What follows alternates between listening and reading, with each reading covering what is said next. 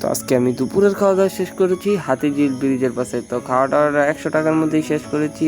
তো 30 টাকা দিয়ে নিয়ে নিই আমি একটা চিকেন রোল, যেটা খেতে মোটামুটি ভালোই ছিল, আমার কাছে ভালোই লাগছে। চিকেন রোলটা মোটামুটি ক্রিস্পি ছিল আর চিকেন রোলটা ভালোই লাগছে। তারপর আমি আরও 30 টাকা দিয়ে নিয়ে নিই চিকেন সমুচা, যেটার ভিতরে চিকেন বলতে নাই বললেই চলে, কিন্তু তাও মোটামুটি ভালোই লাগছিল, একটা সফট সফট ফিল হইতেছিল।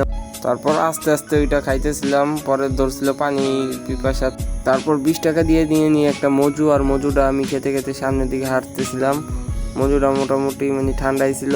তারপর মজুটা খেয়ে হাঁটতে হাঁটতে সামনের দিকে যেতে যেতেই দেখি বানাইতেছে চানাচুর।